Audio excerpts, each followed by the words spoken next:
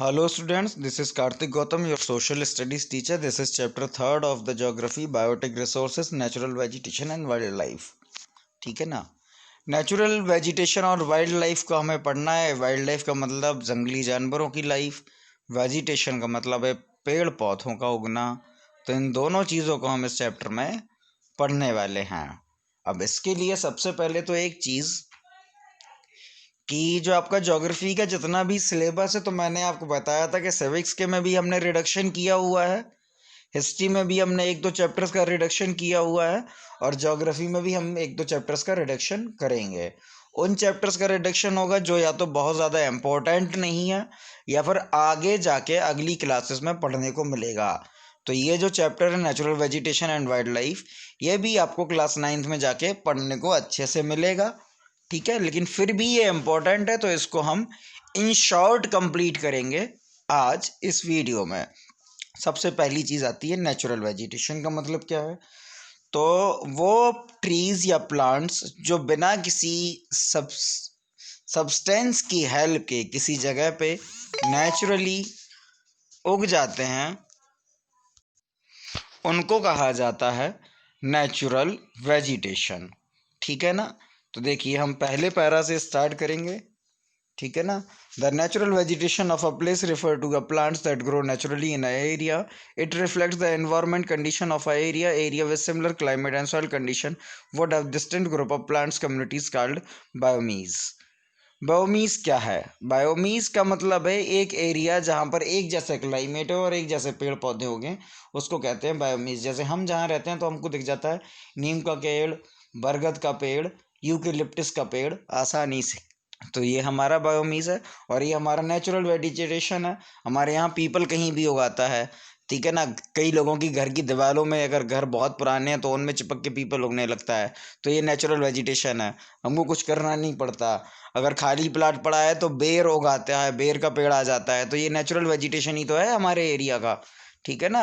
तो natural vegetation का मतलब है वो चीज़, वो वाला एरिया जहाँ पे कोई भी प्लांट बिना किसी चीज़ की हेल्प के उगाता है, उसको कहते हैं नेचुरल वेजिटेशन। ठीक है ना। अब फैक्टर इन्फ्लुएंसिंग नेचुरल वेजिटेशन को हम समझेंगे। ठीक है, बायोमीज को आप आगे पढ़ लीजिए।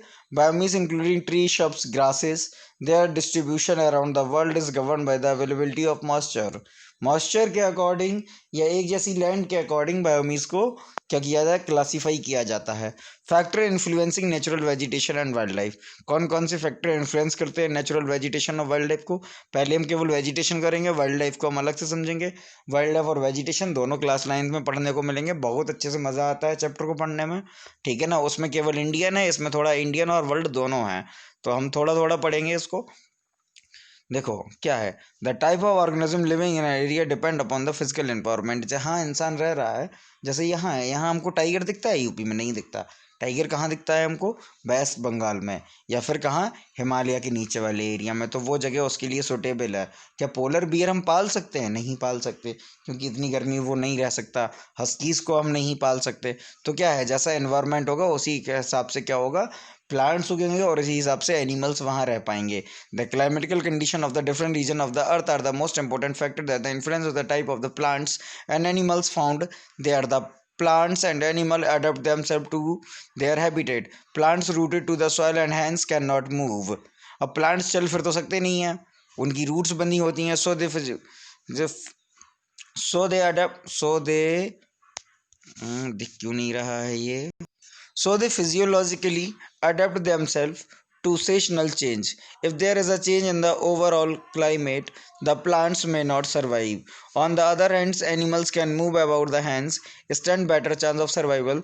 The migratory birds coming to India from Siberia to escape the severely cold winters are a good example. However, if there is a major climate change, both plants and animals might become endangered or even excited as they may not able to adapt themselves to the different environment condition.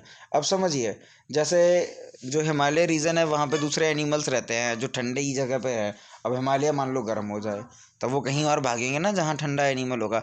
तो Siberian जो crane होते हैं, crane India में 4 variety के पाए जाते हैं। उनमें एक है साइबेरियन क्रेन, जो साइबेरिया से यहाँ आते हैं। तो वहाँ क्या होता है, वहाँ से यहाँ आते हैं क्योंकि वहाँ का एरिया उतनी देर के लिए, क्योंकि सन मोशन, देखो अर्थ मोशन कर रही है तो कहीं धूप कहीं गर्मी, कभी सर्दी कभी बरसात होगी। अब एक टाइम आएगा जहाँ पे उन्हें दिक्कत होगी साइबेरियन क्रेन को, तो वो इंडिया आ जाते हैं, माइग्रेट कर जाते हैं। ठीक है, सॉइल है, वाटर है, माउंटेन्स है, ये दोनों सारी जगह हैं जो किसी भी प्लांट की प्लांट्स और वाइल्ड लाइफ को इफेक्ट करते हैं। फॉरेस्ट कौन कौन से होते हैं, तो सबसे पहले एवरग्रीन और डिसीडियस फॉरेस्ट। एवरग्रीन फॉरेस्ट वो फॉरेस्ट हैं जो हमेशा हरे रहने हैं, जो पत्तियां शेड नहीं करते, कभी भी पत्तियां नहीं गिराते। तो ये फॉरेस्ट हमको कहाँ मिलेंगे, हम बताते हैं। ये फॉरेस्ट आपको मिलेंगे मेघालय में, पहली चीज़। दूसरी चीज़, हिमालय की जो लास्ट रेंज है, ठीक है, जिसको शिवालिक रेंज कहते हैं, उसमें ये हमको मिलते हैं एवरग्रीन फॉरेस्ट। ठीक है ना। और एवरग्रीन फॉरेस्ट को हम 3 बेसिस पे डिवाइड करते हैं, ट्रॉपिकल, टेम्परेट, ठीक, और मेडिटेरियन। ये कॉन्फिलियस फॉरेस्ट है, ये इंपॉर्टेंट नहीं है, इस पे दिमाग नहीं लगाएंगे। ट्रॉपिकल, टेम्परेट और मेडिटेरियन को समझेंगे हम। तो ट्रॉपिकल और एवरग्रीन फॉरेस्ट और रेन फॉरेस्ट क्या है। सबसे पहले तो आपने DRC पढ़ा है, democratic Republic of Congo, class 5 में। तो वहाँ पे हमेशा बारिश होती है, पेड़ बहुत बहुत ऊंचे होते हैं, 60-60 मीटर ऊंचे होते हैं। इतने ऊंचे होते हैं कि पत्तियाँ इतनी बड़ी बड़ी होती हैं कि क्या होता है, ज़मीन तक धूप नहीं आती उस एरिया में, ज़मीन में धूप नहीं आती इस एरिया में। तो इतना हैवी एरिया होता है। तो अमेरिका में, जार बेसिन अफ्रीका में, एशिया कॉन्टिनेंट में, इंडोनेशिया में, मलेशिया में, वियतनाम में, फिलीपींस में, इंडिया में अगर बात करें तो tropical evergreen rain forest Meghalaya में मिल जाता है हमको, ट्रांस हिमालय पे मिल जाता है। तो ये एवरग्रीन रेन फॉरेस्ट होता है 60-60 मीटर। 60 मीटर का मतलब समझ रहे हैं, आपके घर की छत लगभग 3.5 या 4 मीटर होती है। अब इसमें अगर 4 मीटर है तो 60 मीटर को आप समझ लीजिए कितना ऊंचा होता होगा, कितने कितने कितने फ्लोर की बिल्डिंग होती होगी। 60 मीटर के ट्रीज, इतने ऊंचे ऊंचे पेड़ होते हैं, समझे बेटा। तो फिर क्या है, तो वो ट्रॉपिकल एवरग्रीन है, कभी इनकी पत्तियां शेड नहीं होती। अब टेम्परेट ग्रीन फॉरेस्ट, तो आपने टेम्परेट और टॉरेट जोन दोनों पढ़े हैं। टेम्परेट मतलब ठंडे, तो जहाँ पे ठंडा होता है थोड़ा सा ज़्यादा, रीज़न बहुत ठंडा नहीं होता, वहाँ पे टेम्परेट एवरग्रीन फॉरेस्ट होता है। तो जो शिवालिक रेंज जिसको मैंने बताई आपको, वहाँ पे टेम्परेट एवरग्रीन फॉरेस्ट ही मिल जाता है हमको। ठीक है, और वहीं पे हमको लाइन वाइन वो टाइगर भी दिख जाता है रहने को। ठीक है ना, ब्राउन कैट दिख जाती है वहाँ हमको, बियर्स दिख जाते हैं, पोलर दिख जाते हैं। वहाँ का वेजिटेशन भी अलग है वहाँ की। जैसे अपर हिमालय की बात करें तो बहुत ऊंचा है, बहुत ठंड पड़ती है, तो वहाँ पे कोई वेजिटेशन नहीं है, प्लांट्स नहीं उगते, केवल काई उगती है, लिचिन नाम होता है उसका, लिचिन नाम की। ठीक है ना। और टेम्परेट, तो थोड़ा टेम्परेट मतलब कहाँ है, शिवालिक, मतलब हिमालय की तीसरी वाली रेंज में। तो वहाँ पे क्या होता है, ओक के, पाइन के, मलबरी के, बैम्बू के, वॉल्टनट के, यूकेलिप्टस के, ये सारे पेड़ मिल जाते हैं हमको। इसीलिए तो काजू बादाम कहाँ से आते हैं, कश्मीर से आते हैं हमारे। तो टेम्परेट एवरग्रीन फॉरेस्ट वो ज़्यादा हो जाता है। Mediterranean forest, this region have not hot dry summer and warm winter. ये बिल्कुल वैसे ही है जैसे मॉडरेट क्लाइमेट होता है, चेन्नई का है, मुंबई का है, कि गर्मियों में गर्म और सर्दियों में सर्दियों में सर्दी। तो ये चेंज होते रहते हैं। इस रीजन में क्या होता है, फॉरेस्ट अपना क्लाइमेट चेंज करते रहते हैं। वार्म विंटर्स, वेट विंटर्स होते हैं, हॉट और ड्राई होते हैं समर में। देयर आर बोर्ड लीव्स, इनमें भी लीव्स बोर्ड होती हैं। सच फॉरेस्ट आर नॉट डेंस, लेकिन ये उतने डेंस नहीं होते जितने क्या होते हैं, टेम्परेट एवरग्रीन होते हैं। तो ये अफ्रीका में, कैलिफोर्निया में, ऑस्ट्रेलिया में, साउथ अफ्रीका में, साउथ अमेरिका में, USA में, और सेंट्रल चिली, चिली जो एक कंट्री है, पेरू और चिली, उसके बीच में मिल जाते हैं हमको। यहाँ पे ओक, देवदार, पाइन, किटरिस, किटरिस मतलब नारंगी, मौसमी, ये सब मिल जाते हैं वहाँ पे। ठीक है ना। तो ये मेडिटेरियन फॉरेस्ट है। ये वाला फॉरेस्ट हमको नहीं पढ़ना है, टेंगा फॉरेस्ट है ये, टेंगा और टुंगा, तो ये हम बाद में पढ़ेंगे। अब डिसीडियस फॉरेस्ट पढ़ते हैं। इंडिया में सबसे ज़्यादा डिसीडियस फॉरेस्ट ही होते हैं। ड्राई डिसीडियस सबसे ज़्यादा हमारे यहाँ है, जैसे हम गुजरात की बात करें, मध्य प्रदेश की बात करें, यूपी के थोड़े से एरिया की बात करें, तो यहाँ पे ड्राई डिसीडियस ही हमको देखने को मिल जाता है। Deciduous forest are those which are the trees shed their leaves in a particular time of the years, usually dry season. जैसे ही गर्मी आती है और मानसून आने वाला होता है तो अपने ये क्या करते हैं, अपनी पत्तियां झड़ा देते हैं, शेड कर देते हैं ट्रीज को, तो वो ट्रीज क्या कहलाते हैं, डिसीडियस कहलाते हैं। जैसे नीम हुआ, पीली पत्ती गिर जाती है, पीपल की पत्ती गिर जाती है, तो हमारे यहाँ के जो भी जंगल हैं वो डिसीडियस फॉरेस्ट है। और वर्ल्ड में ये कहाँ कहाँ मिलते हैं, अफ्रीका में, ऑस्ट्रेलिया में, ईस्ट में अफ्रीका में, ब्राज़ील में, सेंट्रल अमेरिका में, इंडिया, पाकिस्तान, बांग्लादेश में, श्रीलंका में, म्यांमार में, थाईलैंड में, वियतनाम में, साउथ चाइना में, फिलीपींस में।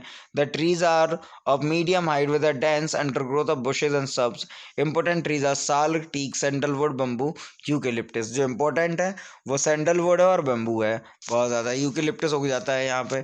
टेम्परेट डिसीडियस, जहाँ पे थोड़ा ठंडा होता है, ठीक है ना।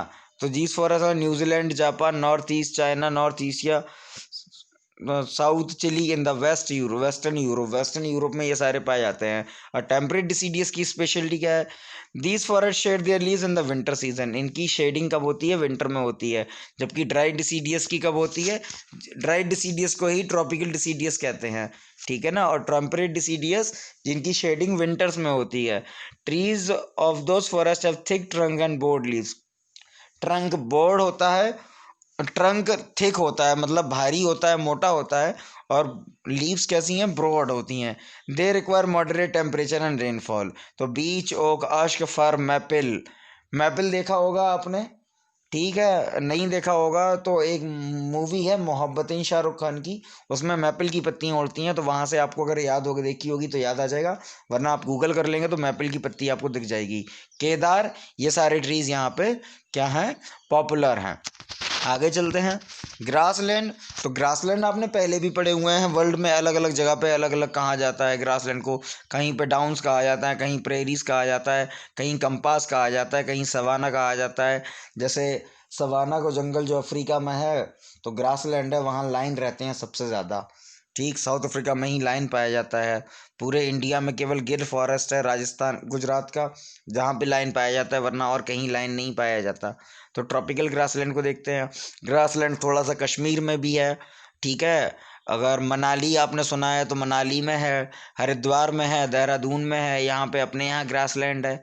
These grassland are found in the tropical zone of either side of the rain forest in Africa, South Sudan, Kenya, Uganda, Tanzania, Zambia, Angola, Chad, Niger, माली, घना, ब्राज़ीलियन हाईलैंड। ये ज़्यादा इतना इम्पोर्टेंट नहीं है, बस ये याद रखना है आपको कहाँ पे क्या कहा जाता है। तो यूएसए में प्रेरीज कहा जाता है, साउथ अमेरिका में सवाना कहा जाता है, ऑस्ट्रेलिया में डाउन्स कहा जाता है, किसी एक कंट्री में पंपास कहा जाता है, ठीक है। तो ये आपको याद रखना है। अब यहाँ पे ग्रासलैंड होती क्या है, तो घास नॉर्मल घास नहीं होती, ऊंची ऊंची घास होती है, इतनी ऊंची घास होती है कि लाइन छिप के शिकार कर लेता है। तो क्लाइमेट लाइन के अकॉर्डिंग हो जाता है, और इसीलिए लाइन हमको कहाँ मिलता है, सवाना के फॉरेस्ट में मिल जाता है। केवल हमको इंडिया में कहाँ मिलेगा, गुजरात में लाइन मिलेगा, गिर फॉरेस्ट रेंज में। ये आपको याद रखना है, ये इंपॉर्टेंट है। टेम्परेट ग्रासलैंड, टेम्परेट ग्रासलैंड में पंपास होता है और स्टेपीज होती हैं। ये साउथ अफ्रीका में स्टेपीज पाई जाती हैं, और यूरोप में, नहीं सॉरी, यूरोप में, यूरोप में जो टेम्परेट ग्रासलैंड है, गर्म ग्रास के जो मतलब सॉरी, जो ग्रासलैंड है जो थोड़ा सा गर्म रहता है उसको कहते हैं टेम्परेट ग्रासलैंड। और जो यूरोप है वहाँ पे स्टेपीज कहा जाता है, अमेरिका में पंपास कहा जाता है, और साउथ अफ्रीका में इसको वेल्ड कहा जाता है, और ऑस्ट्रेलिया में डाउन कहा जाता है। साउथ अमेरिका में प्रेरी, और जो अमेरिका है वहाँ पे प्रेरीज कहा जाता है। तो जो मैंने आपको बताया वो आपको यहाँ लिखा हुआ है टेम्परेट ग्रासलैंड में, तो ये आपको याद रखना है, ठीक है ना। करेक्टरिस्टिक्स मतलब कौन कौन से पेड़ कहाँ पे मिलते हैं, तो ये आप देख लेंगे। डेजर्ट वेजिटेशन, तो डेजर्ट आपको पता ही है, सॉइल क्या होती है, ब्रेक हो जाती है छोटे छोटे टुकड़ों में, तो फर्टिलिटी ख़त्म हो जाती है, पानी होता नहीं है, हॉट डेजर्ट होते हैं। तो यहाँ पे बिल्कुल अलग ही कैक्टस वगैरह के पेड़ मिलेंगे, वाटर कम मिलेगा, अलग अलग वेरिएशन मिलता है। जैसे सांप आपने देखा होगा, तो अलग अलग वेरिएशन के स्नेक मिल जाते हैं यहाँ पे, ठीक है ना। बिच्छू बड़े बड़े मिल जाते हैं। जैसे आप मतलब जहाँ पे मैंग्रूव फॉरेस्ट होते हैं वहाँ पे आप मच्छर अगर आप देखेंगे, तो मैंग्रूव फॉरेस्ट में जो जो आपका मॉस्क्यूटो होता है वो लगभग लगभग आपकी एक उंगली के बराबर का मॉस्क्यूटो होता है, इतना बड़ा बड़ा मॉस्क्यूटो होता है, काटेगा तो बहुत जोर से काटेगा, तुमको समझ में आया। तो डेजर्ट भी दो टाइप के होते हैं, डेजर्ट हॉट डेजर्ट होता है, कोल्ड डेजर्ट होता है। तो पहले हम हॉट डेजर्ट को समझेंगे। The hot desert have developed in the tropical and subtropical region on the western margin of continent. They are Sahara Desert, Kalahari Desert, Namib Desert, Atacama Desert, Sonoran Desert, Australian desert, Arabian desert और Indian desert. और cold desert जो है वो temperate region में पाए जाएंगे। जब globe आप पढ़ेंगे तो आपको तीन चीज़ें आपने पढ़ी होंगी, टॉरेट जोन और टेम्परेट जोन। टेम्परेट जोन ठंडा होता है, टॉरेट जोन गर्म होता है।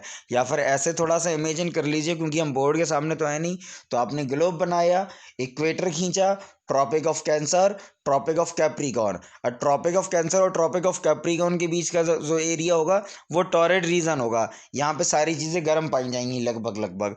तो जो आपका हॉट डेजर्ट होगा वो यहाँ पाया जाएगा। और ऊपर का जो एरिया बचा है पोल्स के साइड, तो दोनों साइड जब आप पोल्स की तरफ बढ़ेंगे तो आपको क्या कोल्ड डेजर्ट मिलेगा, तो उसको कहा जाता है टेम्परेट जोन। तो साउथ अमेरिका और साउथ एशिया में क्या मिलता है आपको, कोल्ड डेजर्ट मिलता है। जैसे तिब्बत का प्लेट्यू, तिब्बत लगा है इंडिया के बगल में, ठीक है ना। तो ट्रॉपिक ऑफ कैंसर हमारी कहाँ से निकल जाती है, गुजरात से। तो ट्रॉपिक ऑफ कैंसर के ऊपर का एरिया हो गया तो टेम्परेट डेजर्ट हो गया हमारा, समझ में आया, कोल्ड डेजर्ट हो गया। तो गोबी डेजर्ट और तिब्बत में ये ठंडा डेजर्ट है, ठीक है ना। अब यहाँ पे प्लांट्स जो होते हैं वो इम्पोर्टेंट नहीं है, इंडिया में कैसा कैसा वेजिटेशन है वो इम्पोर्टेंट है। ठीक, टुंड्रा वेजिटेशन, टैगा और टुंड्रा दो रीजन आपने पढ़े होंगे, जहाँ पे बहुत ज़्यादा सर्दी पड़ती है, 6 6 महीने गर्मी पड़ती है, 6 6 महीने सर्दी पड़ती है, बहुत ज़्यादा ठंड रहती है, 6 महीने के दिन 6 महीने के रात होते हैं। तो उनका डिस्क्रिप्शन दिया गया है, ये आप एक बार पढ़ लेंगे तो क्लियर हो जाएगा, वैसे बहुत ज़्यादा इंपॉर्टेंट है नहीं। अब नेचुरल वेजिटेशन ऑफ इंडिया पे आ जाते हैं, इंडिया में थोड़ा सा इंपॉर्टेंट है। There is a wide variety of natural vegetation in India. This is because of the vegetation in temperate amount, the rainfall and the landforms feature in India. The vegetation varies from the dense forest in Kerala into the more open forest in Madhya Pradesh, the thorn forest in Rajasthan, and the conical trees of the Himalayan slope. तो हिमालय में हमको conical trees मिलेंगे जो उठे होंगे और कोन कोन का shape बनाएंगे। राजस्थान में हमको थॉर्न मिलेगा, ड्राई डिसीडियस मिलेगा, ठीक है। मध्य प्रदेश में हमको अलग फॉरेस्ट मिलेंगे और डेंस मिलेंगे केरला में, मेघालय में, ठीक है ना। तो इन सब को अभी हम पढ़ेंगे, वेजिटेशन को पढ़ेंगे अपना पूरा। फिर हम पढ़ेंगे वेजिटेशन के बाद मैंग्रोव फॉरेस्ट को पढ़ेंगे, उसके बाद अलग अलग पढ़ेंगे। ये देखो मैप लिखा है तो उसमें शो कराया गया है कि ट्रॉपिकल कहाँ है, टेम्परेट कहाँ है, थॉर्नी कहाँ है, ठीक है ना, और टिंडल फॉरेस्ट कहाँ हुए हैं आपके। तो ट्रॉपिकल डिसीडियस फॉरेस्ट हमने आपको बताई दिए कैसे होते हैं। वो डिसीडियस फॉरेस्ट जहाँ पे बारिश कम होती है, इतनी कम भी नहीं होती, मतलब 100 to 200 सेंटीमीटर है, जैसे मध्य प्रदेश में कम बारिश होती है, तो वो ट्रॉपिकल डिसीडियस फॉरेस्ट है, ठीक है ना। देखो डेक्कन का प्लेट्यू हमने कहा था ना, मध्य प्रदेश के नीचे का एरिया, वो सारा ट्रॉपिकल रेन फॉरेस्ट है। वेस्टर्न घाट हो गया, ईस्टर्न घाट हो गया, नॉर्थर्न प्लेन्स हो गया, foothills of the Himalaya. UP का कुछ एरिया भी आता है ट्रॉपिकल डिसीडियस में। जैसे हम देखें तो आसपास का भांडेर है जो हमारे पास एमपी में लग जाता है। जैसे थोड़ा सा अगर हम इसको देख लें, औरिया साइड को देख लें, या फिर हम माधोगढ़ साइड को देख लें, तो यहाँ पे हमको ट्रॉपिकल डिसीडियस फॉरेस्ट मिल जाते हैं। और यहाँ पे साल, टीकर, शीशम, बम्बू, सैंडलवुड ही मिल जाते हैं। शीशम की लकड़ी का हम यूज़ करते हैं घरों के दरवाजे और खिड़की बनवाने में, तो ये आपने पता ही है। सैंडलवुड, चंदन, थॉर्न फॉरेस्ट, ठीक। गुजरात, पंजाब, सबसे कम एरिया, देखो दो चीज़ें यहाँ से याद रखनी है बहुत ज़्यादा इंपॉर्टेंट। सबसे ज़्यादा जंगल किस स्टेट में है, महाराष्ट्र में। सबसे कम जंगल कहाँ है, चंडीगढ़ में, ठीक है ना। थॉर्न फॉरेस्ट गुजरात, पंजाब, हरियाणा, उत्तर प्रदेश का ड्राई पार्ट जहाँ पे पानी कम होता है, तो मतलब आप चले जाओ बुंदेलखंड के लास्ट कॉर्नर पे। डेक्कन का प्लेट्यू, तो यहाँ पे बबूल, कीकर, खजूर, ये सारे ट्री मिलेंगे। थॉर्न होंगे, कांटेदार पेड़ होंगे, जैसे झाड़ियाँ नहीं दिख जाती रोड के किनारे हमको कांटे वाले, तो ये सारा थॉर्न फॉरेस्ट होता है। टिंडल फॉरेस्ट, इनको मैंग्रोव फॉरेस्ट बोलते हैं बेसिकली। और ऐसे ट्रीज जैसे ये पिक्चर में दिखाए गए हैं कि जिनकी रूट्स बाहर निकल आती हैं, ये उस एरिया में होते हैं जहाँ पे थोड़ी सी मिट्टी कीचड़ के जैसी होती है, तो जहाँ पे मगरमच्छ, अगरमच्छ, ये वेरिएशन पाया जाता है, ठीक है ना। जैसे वो होते हैं आपके राइनोसोरस होते हैं, राइनोस होते हैं, ठीक, जिनको हम क्या बोलते हैं, वो एक गैड़ा हाथी बोलते हैं, उन सब वो सब इसी एरिया में पाए जाते हैं। तो also known as the mangrove forest. These forest are found along the deltas of the river of the eastern coast, the Sundarban delta has the largest range on the Tyndall forest. The trees in the forest can survive in the both saline and fresh water with special breathing route. Sundari is the most common trees found in there.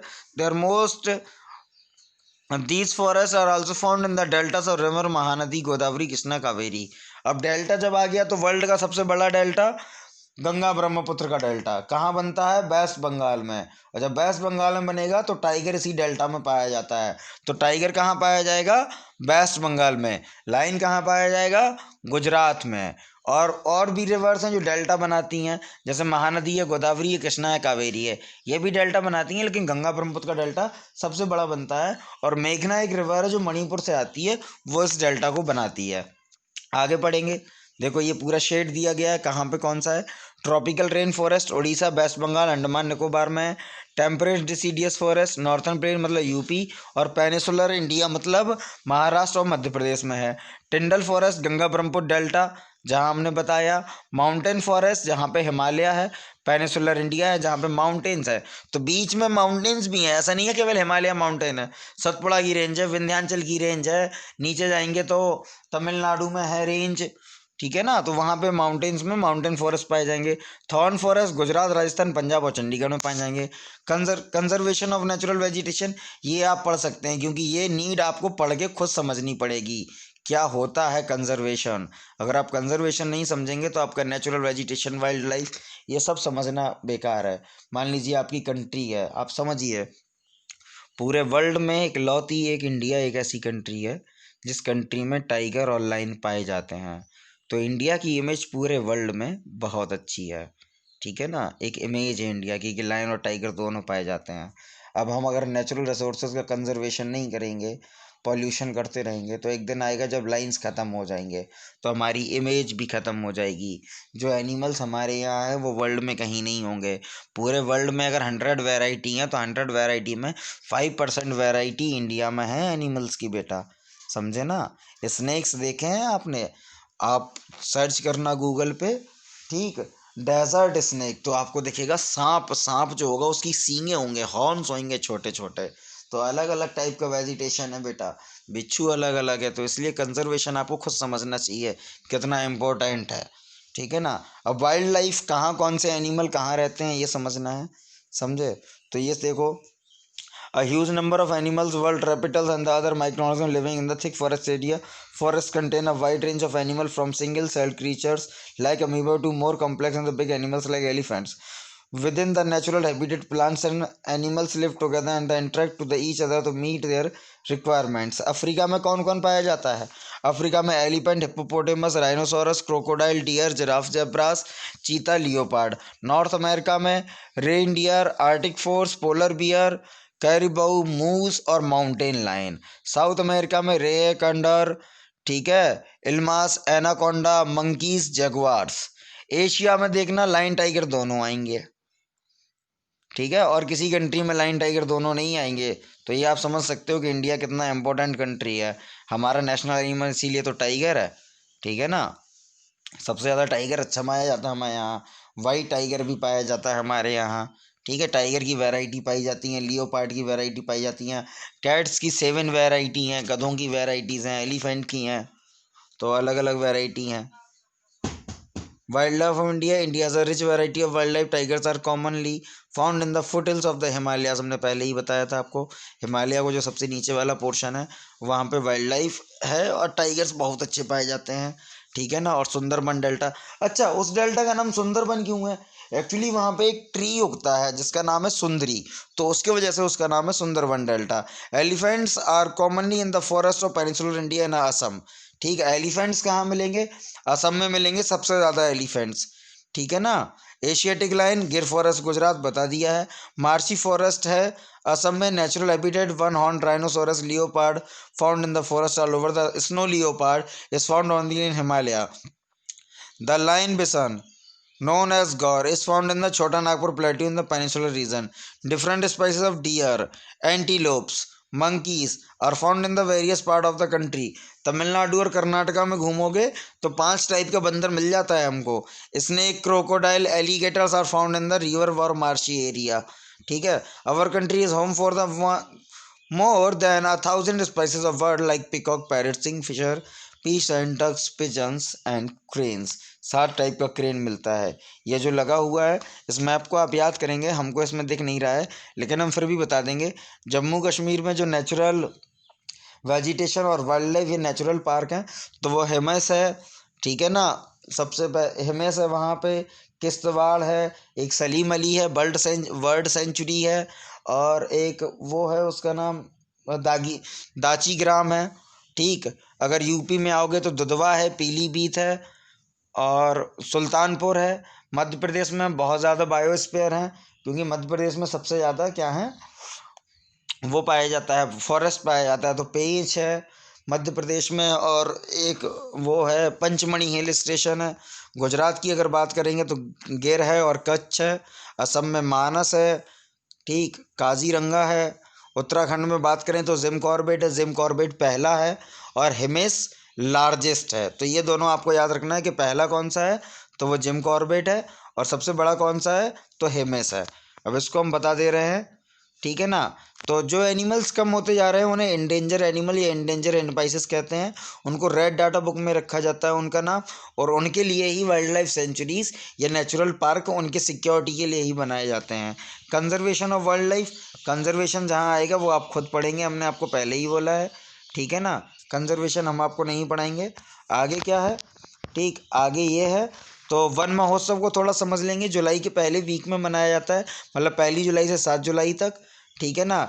Natural forestry action programme, सबसे पहले किस किस animal को, सबसे पहले 1972 में national forest policy आई थी, forest को बचाने का काम शुरू किया गया था, ठीक है ना। उसके बाद से एलिफेंट बचाए गए, टाइगर बचाए गए, डॉल्फिन्स का ख्याल 1992 में लॉ आया डॉल्फिन्स को बचाने के लिए। तो अलग अलग पॉलिसीज़ गवर्नमेंट रहती हैं उनको बचाने के लिए। वन महोत्सव आपको याद रहना है, ठीक है। वर्ल्ड एनवायरनमेंट डे आपको याद रखना है, ठीक है ना। वाइल्ड लाइफ वीक बनाया जाता है 1 वीक अक्टूबर को, ये लिखा हुआ है। और यहाँ पे थोड़ा सा याद रखना है, इस मैप में अगर कुछ फॉरेस्ट हैं तो ये दिख रही हैं, इसका हम एक काम करेंगे, आपको एक पीडीएफ भेज देंगे, उसमें जितने होंगे आपको वो बहुत अच्छे से याद रखने हैं, वही आपके लाइफ टाइम हेल्प करेंगे। ओके, तो यहाँ हमने ये चैप्टर कंप्लीट किया, इसका भी सॉल्यूशन आपको मिल जाएगा।